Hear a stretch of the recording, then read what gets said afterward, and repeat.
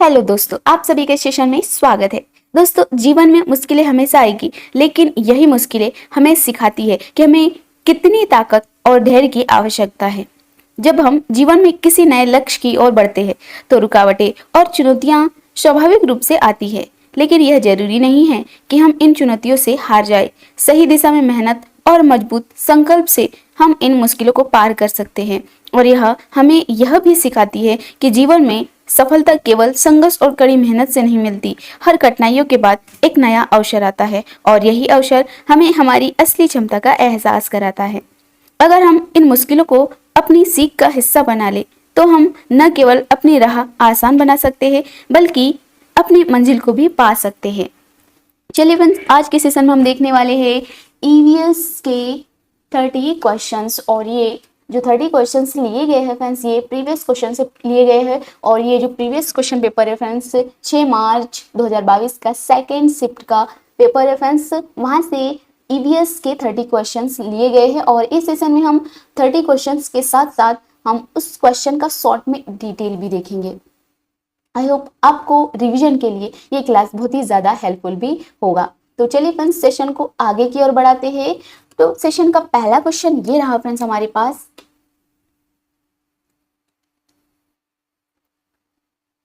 विश्व के किन दो देशों में बड़ी संख्या में बांध है? कौन सी कंट्री से? तो फ्रेंड्स, भारत और चीन, भारत और मैक्सिको, चीन और ब्राजील, भारत और जापान। तो फ्रेंड्स, इन दो देशों के बीच बाध्य है पूछा है, यानी बाधा है। तो हम बात करें कौन से देश है, तो फ्रेंड्स भारत और चीन का आंसर क्या हो जाएगा फ्रेंड्स? फर्स्ट, भारत और चीन। इंपॉर्टेंट पॉइंट्स क्या नजर डालते हैं फ्रेंड्स? इंपॉर्टेंट पॉइंट्स ये रहे, भारत और चीन में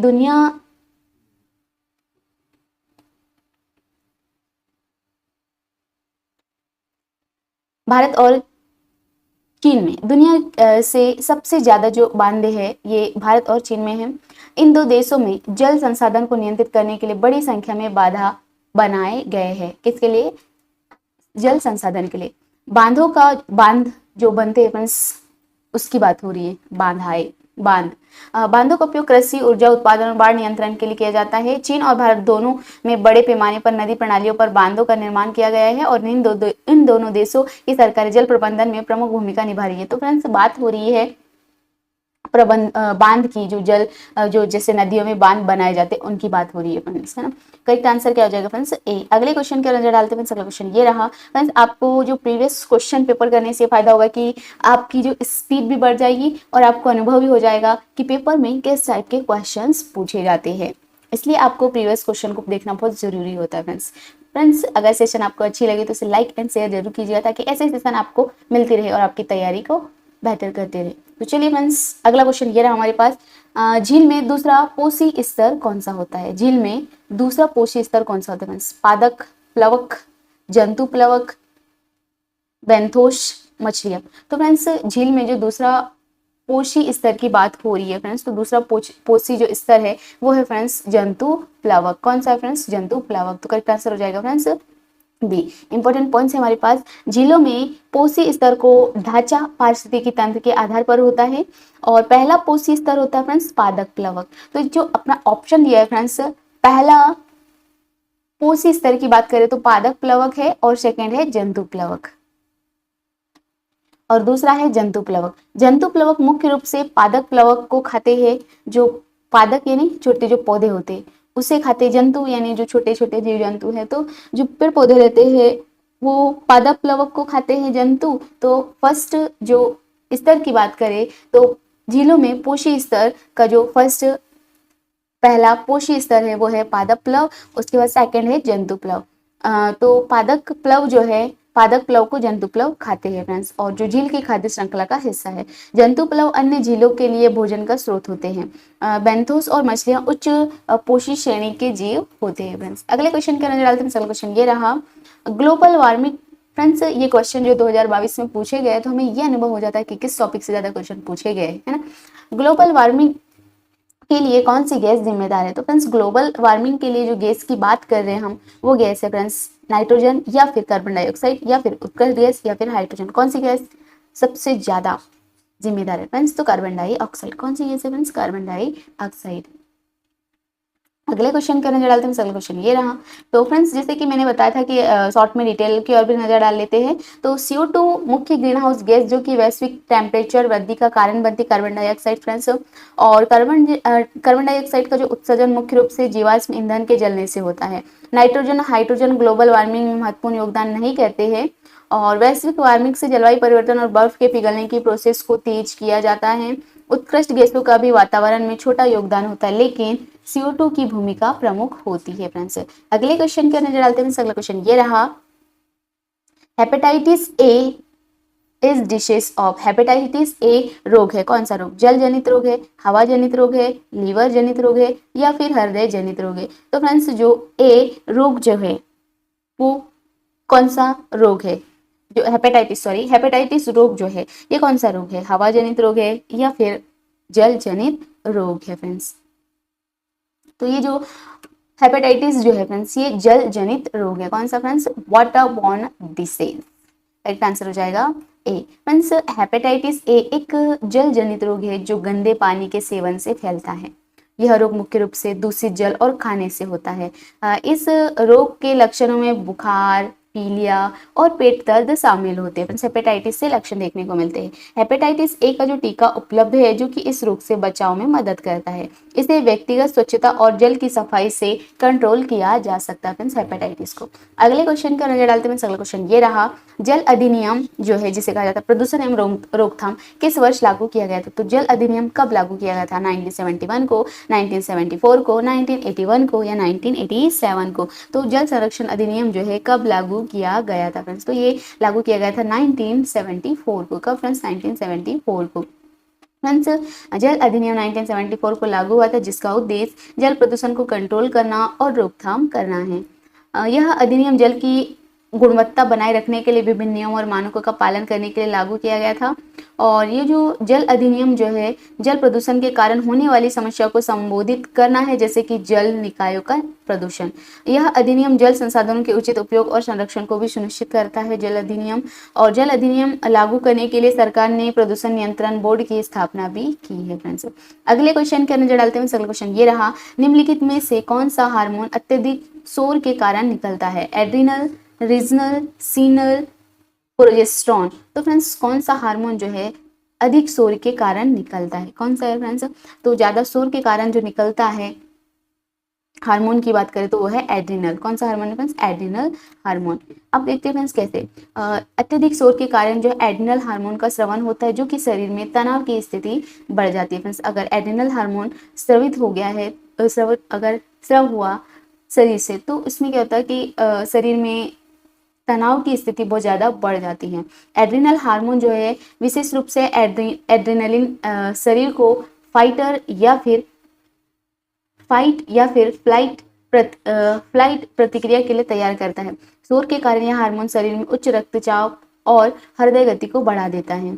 अत्यधिक शोर का दीर्घकालीन प्रभाव मानसिक स्वास्थ्य पर भी पड़ता है और शारीरिक प्रतिक्रिया को कंट्रोल करने के लिए शोर के स्तर को नियंत्रित करना महत्वपूर्ण होता है फ्रेंड्स। अगले क्वेश्चन के अंदर डालते हैं। अगला क्वेश्चन ये रहा।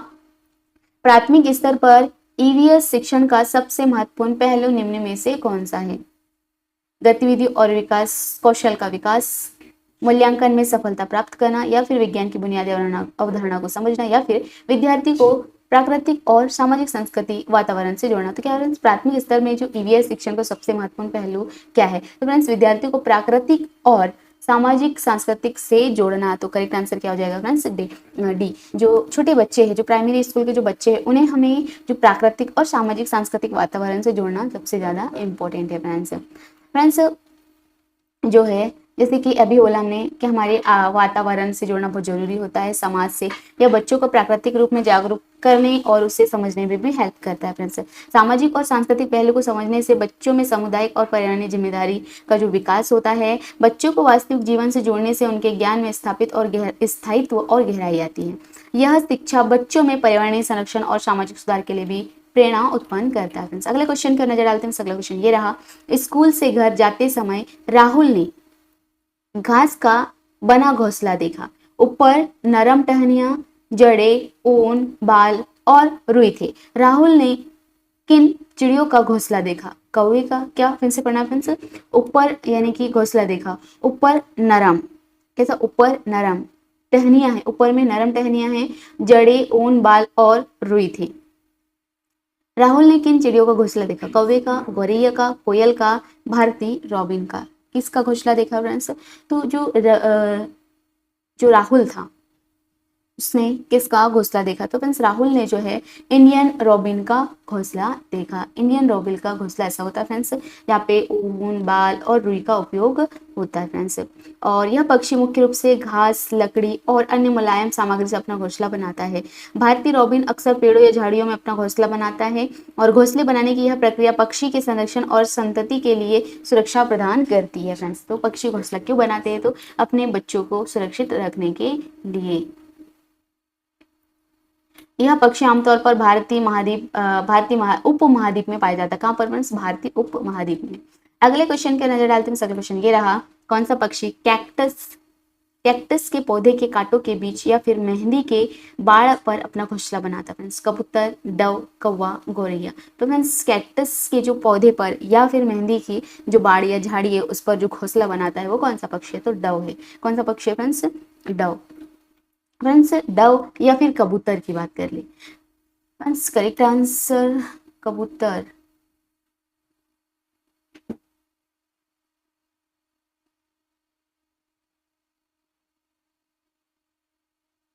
फ्रेंड्स का करेक्ट आंसर हो जाएगा डव। डव या फिर कबूतर की बात कर ले तो अपने घोंसले को कैक्टस के कांटों के बीच या फिर कांटेदार वाड़ों में बनाते हैं। इन पक्षियों का जो घोंसला अत्यधिक सुरक्षा के लिए कांटेदार स्थानों में होता है।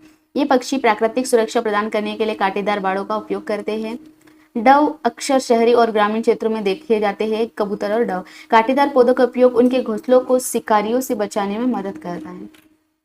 अगले क्वेश्चन की नजर डालते हैं। अगला क्वेश्चन ये रहा हमारे पास, निम्नलिखित में से कौन सा पक्षी अपना घोंसला बनाने के लिए एक पेड़ के अंदर छेद करता है? मेगालाइमा, क्रेस्टेड ऑर्किड, वेबर का ब्लैकबर्ड, कॉपर स्मिथ पक्षी। तो फ्रेंड्स कौन सा पक्षी है जो पेड़ के अंदर छेद करके अपना घोंसला बनाता है? कौन सा पक्षी है फ्रेंड्स? तो ये है कॉपर स्मिथ पक्षी। कौन सा फ्रेंड्स? Copper Smith. बात करते हैं फ्रेंड्स कॉपर स्मिथ पक्षी की, तो ये पेड़ के तने में छेद करके अपना घोंसला बनाता है और यह पक्षी अपने घोंसले को छिद्रित पेड़ों में बनाता है, जिसमें छेद हो उसमें बनाता है, उसे प्राकृतिक सुरक्षा प्रदान करता है। कॉपर स्मिथ पक्षी अपने घोंसले के निर्माण में विशेष रूप से मजबूत और कठोर पेड़ों का चयन करता है। यह पक्षी मुख्य रूप से भारतीय उपमहाद्वीप में पाया जाता है। पेड़ों के अंदर छेद करने से पक्षी के अंडे और बच्चों को सुरक्षा मिलती है, इसीलिए। अगले क्वेश्चन क्या चलते हैं? अगला क्वेश्चन ये रहा हमारे पास, मार्बल कैंसर किसके कारण होता है? तो फ्रेंड्स मार्बल कैंसर की बात करें तो किसकी वजह से होता है? सूक्ष्म जीव की वजह से, अम्ल वर्षा की वजह से, क्षारीय वर्षा की वजह से या फिर नाइट्रोजन की वजह से? तो फ्रेंड्स जो है मार्बल कैंसर जो है फ्रेंड्स ये अम्लीय वर्षा के कारण होता है फ्रेंड्स। मार्बल कैंसर की बात करें तो एक ऐसी प्रॉब्लम है जो मुख्य रूप से अम्लीय वर्षा के कारण होती है। अम्ल वर्षा में उच्च स्तर की सल्फ्यूरिक और नाइट्रिक एसिड्स होते हैं जो कि संगमरमर जैसे चट्टानों को नुकसान पहुंचाती है। यह ऐसी चट्टानों से कैल्शियम कार्बोनेट को घोलकर उसकी संरचना को नष्ट कर देती है। यह विशेष रूप से ऐतिहासिक इमारतों और मूर्तियों के लिए हानिकारक होता है। अम्लीय वर्षा मार्बल कैंसर इसलिए कहा जाता है क्योंकि यह संगमरमर की चट्टानों को धीरे धीरे नष्ट करता है।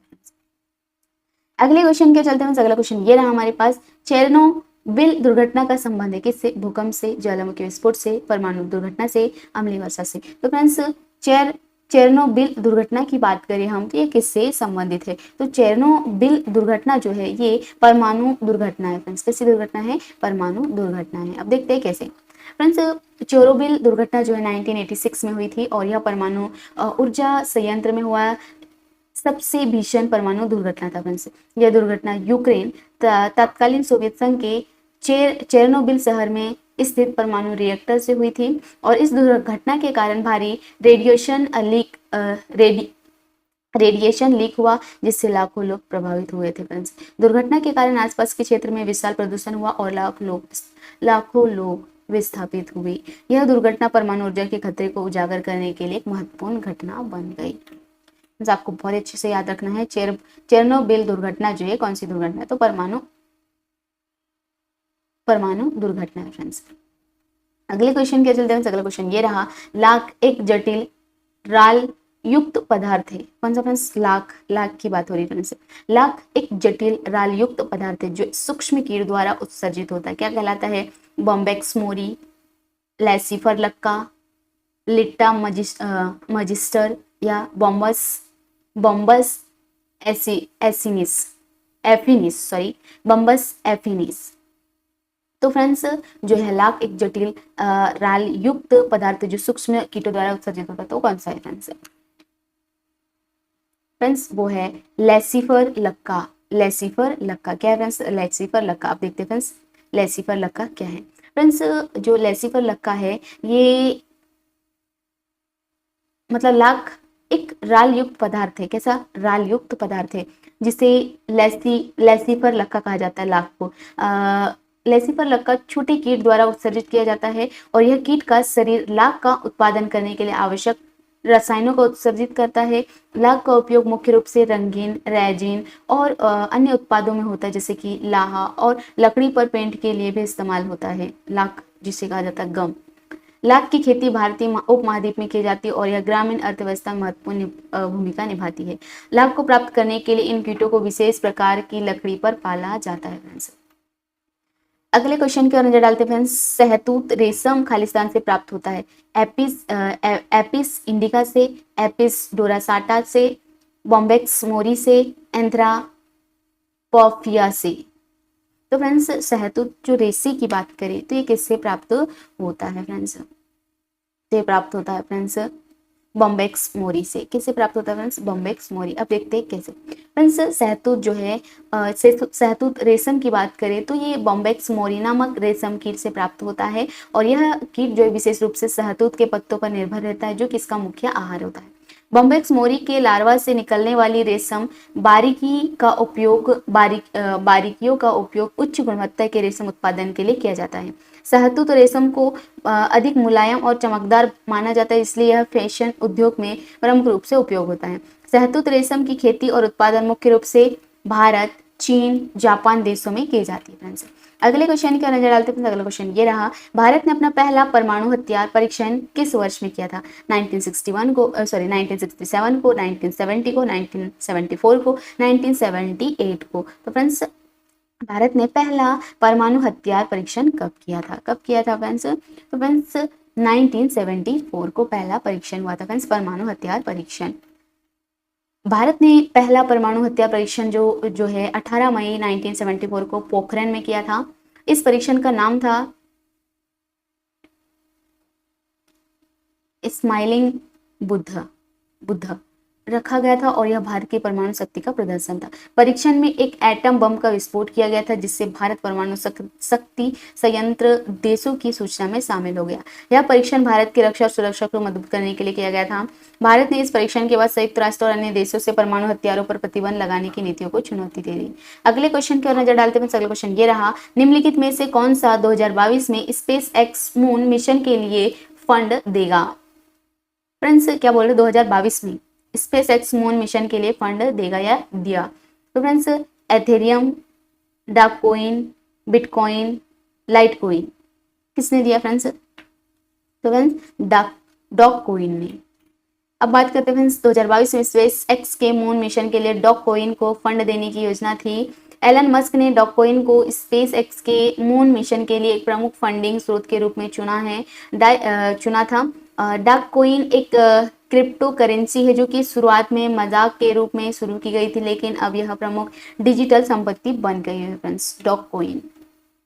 एलन मस्क और स्पेस एक्स ने क्रिप्टो करेंसी के इस्तेमाल को बढ़ावा देने के लिए इस पहल को शुरू किया था और इस फंडिंग के माध्यम से क्रिप्टो करेंसी के आंतरिक मिशनों के लिए वैध स्रोत के रूप में प्रस्तुत किया गया था फ्रेंड्स। अगले क्वेश्चन की ओर नजर डालते हैं। अगला क्वेश्चन ये रहा हमारे पास, ट्रांसमिशन खालिस्तान राष्ट्रीय संरचना व्यवस्था रेडियो प्रसारण डेटा संप्रेषण में सहायक है। APPLE, INSAT first, D, INSAT second, B, INSAT 3, C. कौन सा फ्रेंड्स? तो फ्रेंड्स जो एप्पल है ट्रांसमिशन एप्पल राष्ट्रीय संचार व्यवस्था रेडियो प्रसारण डेटा संप्रेषण में भी हेल्प करता है फ्रेंड्स। कौन सा? एप्पल। फ्रेंड्स एप्पल जो है ऑडियंस फ्रेग्रेंस पेलोड एक्सपेरिमेंट भारतीय राष्ट्रीय संचार प्रणाली रेडियो प्रसारण डेटा संप्रेषण में हेल्प करता है। यह एक उपग्रह है जिसे भारतीय अंतरिक्ष अनुसंधान यानी इसरो द्वारा संचार उद्देश्य के लिए विकसित किया गया है और इस उपग्रह ने भारतीय उपमहाद्वीप में संचार, टेलीविजन प्रसार और इंटरनेट सेवाओं को बढ़ावा दिया। एप्पल उपग्रह ने भारत में संचार क्षेत्र को मजबूत किया और देश के विभिन्न हिस्सों में डेटा और टेलीविजन सेवाओं को प्रदान किया। यह उपग्रह अब तक की सबसे महत्वपूर्ण परियोजनाओं में से एक था, जो भारतीय अंतरिक्ष कार्यक्रम में सफलता का प्रतीक बना। अगले क्वेश्चन की नजर डालते हैं। अगला क्वेश्चन ये रहा, यूनिस्पेस की बात करें तो किस वर्ष आयोजित किया गया था? यूनिस्पेस 1996 को, या फिर 1997 को, या फिर 1998 को, या फिर 1999 को? तो यूनिसेफ की बात करें तो फ्रेंड्स यूनिसेफ जो है ये 1990 को आयोजित हुआ था फ्रेंड्स। यूनिसेफ थर्ड संयुक्त राष्ट्र का अंतरिक्ष सम्मेलन 1999 में आयोजित किया गया था और यह सम्मेलन अंतरिक्ष के उपयोग और इसके वैश्विक लाभों पर चर्चा करने के लिए आयोजित किया गया था। इसमें अंतरिक्ष विज्ञान, प्रौद्योगिकी और उसके शांतिपूर्ण उपयोग पर कई प्रमुख चर्चाएं हुई। यूनिसेफ सेकंड का जो उद्देश्य है अंतरिक्ष में सहयोग और उसके विभिन्न उद्देश्यों को बढ़ावा देना था और यह कार्यक्रम संयुक्त राष्ट्र और अंतरिक्ष समुदाय के बीच संवाद और सहयोग के लिए भी इम्पोर्टेंट है फ्रेंड्स। अगले क्वेश्चन का नजर डालते हैं। अगला क्वेश्चन ये रहा हमारे पास, ज्वारा, बाजरा, रोगी फ्रेंड्स ये हमारे पास जो है अनाज है, ठीक है, अनाज के नाम है। निम्नलिखित में से भारत में मुख्य रूप से उगाए जाने वाले मोटे अनाज कौन से? तो फ्रेंड्स ये मोटे अनाज हमें बताना है, तो ज्वार है, बाजरा है, रोगी है, कौन सा आंसर?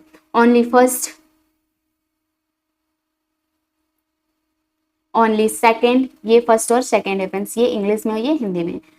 सेकंड, ओनली, फर्स्ट और यानी कि फर्स्ट ऑप्शन में ये केवल फर्स्ट, सेकंड में केवल 2 और 3, केवल फर्स्ट और 3, केवल फर्स्ट, सेकंड, थर्ड। तो फ्रेंड्स मोटे अनाज की बात हो रही, तो इसमें से मोटे अनाज कौन कौन से है फ्रेंड्स? बाजरा है, बाजरा है, ज्वार है या रागी है? तो कौन सा है फ्रेंड्स मोटा अनाज? फ्रेंड्स मोटा अनाज तीनों ही है। करेक्ट आंसर क्या हो जाएगा friends? First, second and third. बाजरा, ज्वार और रागी तीन प्रमुख मोटे अनाज जो भारत में बड़े पैमाने पर उगाए जाते हैं। ये अनाज खासकर शुष्क और शिथिल मिट्टी में उगाए जाते हैं और भारतीय कृषि में इम्पोर्टेंट स्थान रखते हैं।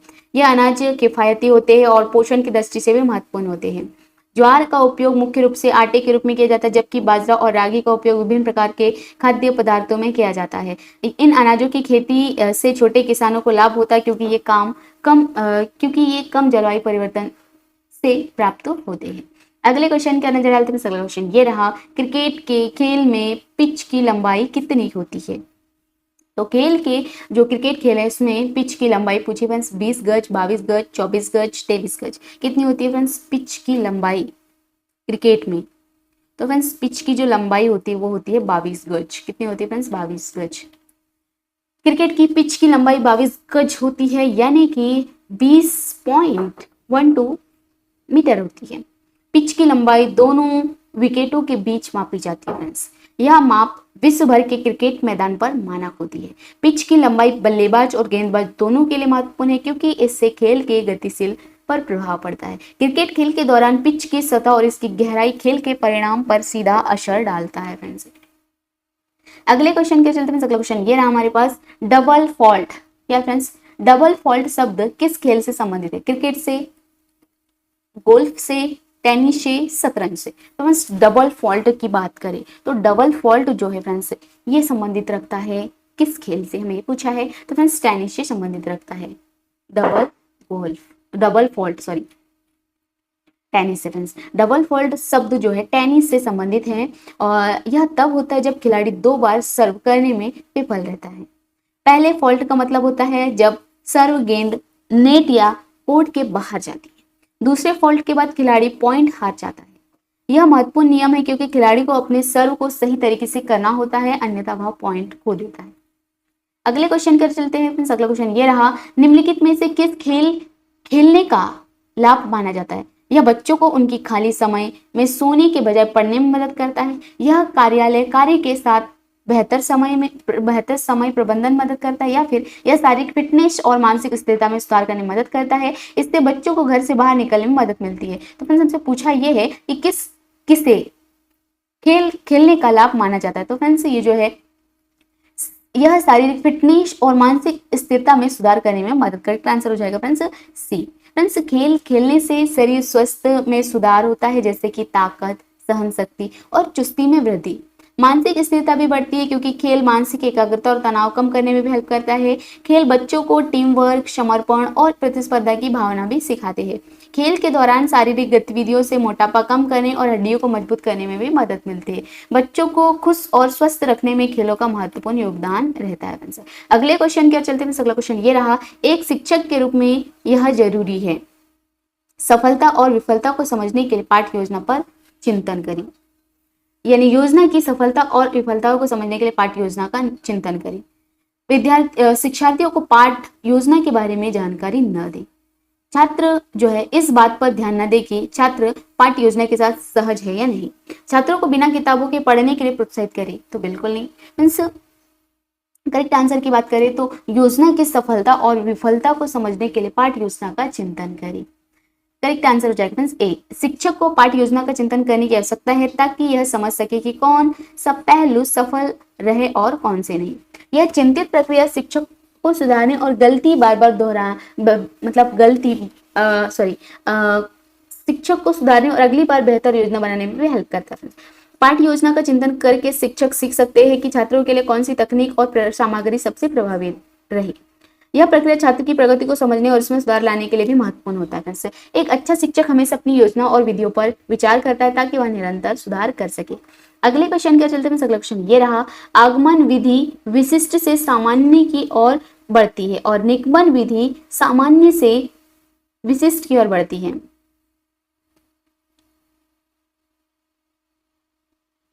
सामान्य से विशिष्ट, विशिष्ट से सामान्य, सामान्य से विशिष्ट, विशिष्ट से सामान्य। तो फ्रेंड्स हमें ये बताना है कि जैसे कि हमें बताया कि आगमन विधि जो है सामान्य से विशिष्ट से सामान्य की ओर होती है और निगमन विधि, तो करेक्ट कौन सा रहेगा फ्रेंड्स। आगमन विधि की बात करें तो आगमन विधि में क्या होता है, सामान्य से विशिष्ट की ओर चलते हैं, लेकिन निगमन विधि में पहले नियम बताए जाते हैं फिर एग्जाम्पल दिए जाते हैं। तो इसका करेक्ट आंसर हो जाएगा फ्रेंड्स सामान्य से विशिष्ट की ओर, विशिष्ट से सामान्य की ओर। तो करेक्ट आंसर क्या हो जाएगा फ्रेंड्स,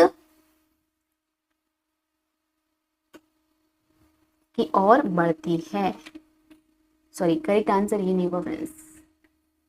करेक्ट आंसर क्या हो जाएगा फ्रेंड्स, जैसे कि यहाँ पे दिया है विशिष्ट से सामान्य की ओर और सामान्य से विशिष्ट की ओर। तो करेक्ट आंसर हो जाएगा friends specific to general, general to specific, C answer हो जाएगा फ्रेंड्स।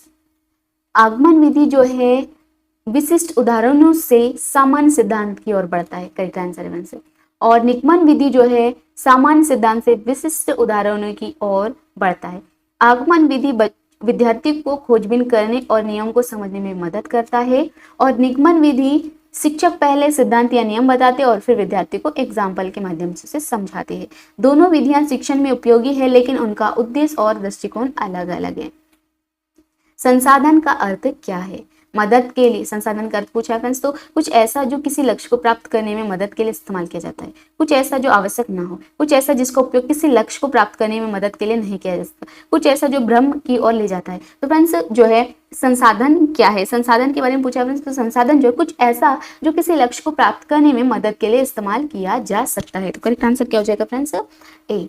अगले क्वेश्चन क्या नजर डालते हैं फ्रेंड्स, शॉर्ट में हम डिटेल की ओर भी नजर डाल लेते हैं। तो संसाधन जैसे हमने देख ही लिया फ्रेंड्स, संसाधन किसको बोलेंगे, ये प्राकृतिक, मानव जनित एवं आर्थिक हो सकते हैं फ्रेंड्स संसाधन। और संसाधन का उपयोग लक्ष्यों के प्रति प्रगति को बढ़ावा देने के लिए किया जाता है और यह किसी कार्य को पूरा करने के लिए आवश्यक उपकरण या सामग्रियों को भी संदर्भित कर सकता है। संसाधनों का सही तरीके से उपयोग कार्यों और सुगम बनाता है और सफलता की संभावना को भी बढ़ाता है। अगले क्वेश्चन क्या नजर डालते हैं, अगला क्वेश्चन ये रहा, यदि आप एक शिक्षक के रूप में नदी और तालाब की अवधारणाओं को स्पष्ट करना चाहते हैं तो आप सर्वोत्तम परिणाम के लिए क्या कर सकते हैं। नदी या तालाब की यात्रा की व्यवस्था कर सकते हैं, या वीडियो क्लिप दिखाने की व्यवस्था कर सकते हैं, या एक चित्र दिखाने की व्यवस्था कर सकते हैं, या फिर एक व्याख्या, एक लंबा सा व्याख्या देख सकते हैं। तो फ्रेंड्स अगर मैं बच्चों को नदी और तालाब के बारे में मुझे उन्हें समझाना है, स्पष्ट करना है, तो मैं कैसे एक्सप्लेन करूंगी। तो फ्रेंड्स सबसे पहले मैं क्या करूंगी, नदी या तालाब की यात्रा की व्यवस्था करूंगी, कोशिश करूंगी कि बच्चे एकदम फेस टू फेस देखें नदी या तालाब को। तो करेक्ट आंसर हो जाएगा फ्रेंड्स ए, वास्तविकता पता चले बच्चे को। तो जो है फ्रेंड्स बच्चे सीधे इन जल स्रोतों को देख सकते हैं और समझ भी सकते हैं। इसीलिए हमें क्या जो है यात्रा की व्यवस्था करनी चाहिए। वास्तविक अनुभव से बच्चों की समझ और रुचि दोनों में वृद्धि होगी और यह व्यवहारिक अनुभव बच्चों के मन में एक स्थायी छाप छोड़ देती है फ्रेंड्स। अगले क्वेश्चन के चलते में अगला क्वेश्चन ये रहा, निम्नलिखित में से कौन भारत में जैव विविधता तप्त स्थल नहीं है? पूर्वी हिमालय, पश्चिम घाट, अंडमान निकोबार द्वीप समूह, अरावली हिल्स। क्या पूछा फ्रेंड्स? जैव विविधता तप्त स्थल नहीं है, कौन सा फ्रेंड्स? फ्रेंड्स जो अरावली हिल्स है ये जैव विविधता तप्त स्थल नहीं है। देखते हैं क्या है। भारत में जैव विविधता तप्त स्थल जिसे कहा जाता है बायोडाइवर्सिटी हॉटस्पॉट्स विशेष रूप से जैव विविधता और प्राकृतिक संसाधनों की समृद्धि के लिए प्रसिद्ध है। पूर्वी हिमालय, पश्चिम घाट, पूर्वी हिमालय, पश्चिम घाट और अंडमान निकोबार द्वीप समूह जैव विविधता तप्त स्थल है। अरावली हिल्स इन प्रमुख जैव विविधता तप्त स्थलों का हिस्सा नहीं है। इन क्षेत्रों में जैव विविधता का महत्व तो है लेकिन जैव विविधता तप्त स्थल के रूप में मान्यता प्राप्त नहीं है फ्रेंड्स। कहाँ? अरावली हिल्स में। अगले क्वेश्चन के चलते में अगला क्वेश्चन ये रहा, ओजोन रिक्तीकरण विश्व के किस भाग से सबसे अधिक है? उत्तरी ध्रुव से, भूमध्य रेखा के आसपास से, दक्षिण ध्रुव से, कर्क रेखा के आसपास से। तो कहां से फ्रेंड्स? करेक्ट आंसर के चलते में करेक्ट आंसर हमारा ये रहा साउथ पोल से। यानी जो ओजोन रिक्तीकरण विश्व के किस भाग से सबसे ज्यादा होता है? तो साउथ पोल से फ्रेंड्स। बात करते हैं फ्रेंड्स ओजोन की जो परत का जो क्षय मुख्य रूप से साउथ पोल के ऊपर अधिक होता है फ्रेंड्स। इस क्षेत्र में ओजोन की परत के पतन की जो समस्या सबसे गंभीर है जिसे ओजोन होल कहा जाता है, ओजोन होल। और यह एक वैश्विक समस्या है जिसका वैश्विक समस्या है और इसका प्रभाव पूरे वातावरण और जीवन पर पड़ता है। ओजोन परत की रक्षा करने के लिए विभिन्न अंतर्राष्ट्रीय संधियां और नियम बनाए जाते हैं फ्रेंड्स। अगला क्वेश्चन ये रहा फ्रेंड्स, विश्व का पहला तेल कुआं कहाँ खोदा गया था? पेंसिल्वेनिया में, दोहा में, दुबई में, रियाद में। तो फ्रेंड्स जो है विश्व का पहला तेल का कुआं कहाँ पर खोदा गया था? कहाँ पर खुदाई हुई थी फ्रेंड्स? तो ये हुई थी फ्रेंड्स पेंसिल्वेनिया में। कहाँ पर फ्रेंड्स? पेंसिल्वेनिया में। करेक्ट आंसर हो जाएगा ए। विश्व का पहला तेल का कुआं 1859 में पेंसिल्वेनिया यानी अमेरिका में खोदा गया था और यह कुआं जो है टिटुस्विले के पास खोदा गया था और इसका नाम ड्रैक वेल था। यह घटना तेल उद्योग की शुरुआत मानी जाती है और इस कुएं के खोदने के बाद तेल उत्पादन में एक बड़ा बदलाव आया और यह वैश्विक ऊर्जा उत्पादन की दिशा को बदलने लगा। फ्रेंड्स ये सेशन का लास्ट क्वेश्चन है, निम्नलिखित में से कौन सा प्राथमिक प्रदूषण नहीं है? फ्रेंड्स कार्बन डाइऑक्साइड प्राथमिक प्रदूषण की बात होगी तो कार्बन मोनोऑक्साइड, नाइट्रोजन ऑक्साइड, कणिकी कार्बनिक यौगिक, भूतल ओजोन। तो फ्रेंड्स जो है प्राथमिक प्रदूषक नहीं है पूछा तो करेक्ट आंसर हो जाएगा फ्रेंड्स भूतल ओजोन जो है ये प्राथमिक प्रदूषण नहीं है फ्रेंड्स। जो भी फ्रेंड्स है जो इंग्लिश मीडियम के उनके लिए भी इंग्लिश में क्वेश्चन और उसके ऑप्शन भी इंग्लिश में, तो आप अपनी तैयारी को बेहतर करने के लिए रीड कर सकते हो फ्रेंड्स। फ्रेंड्स प्राथमिक प्रदूषण वे होते हैं जो सीधे प्रदूषण के स्रोत से वातावरण में उत्सर्जित होते हैं जैसे कि कार्बन मोनोऑक्साइड, नाइट्रोजन ऑक्साइड और कणिक कार्बनिक यौगिक प्राथमिक प्रदूषक है। भूतल ओजोन की बात करें तो एक सेकेंडरी प्रदूषक क्योंकि यह अन्य प्रदूषक जैसे कि नाइट्रोजन ऑक्साइड और वाष्पीकरण कार्बनिक यौगिक के मिश्रण से बनता है। भूतल ओजोन की जो उच्च सांद्रता से स्वास्थ्य पर बुरा प्रभाव पड़ता है फ्रेंड्स। तो ये थे फ्रेंड्स 30 क्वेश्चंस प्रीवियस क्वेश्चन से लिए गए हैं। आई होप आपको क्लास पसंद आया होगा और अपनी तैयारी को बेहतर करने के लिए इसका एक बार रिवीजन तो जरूर कीजिएगा friends. Thank you for watching friends. हंसते रहिए, मुस्कुराते रहिए और अपनी तैयारी को बेहतर से बेहतर करते रहिएगा।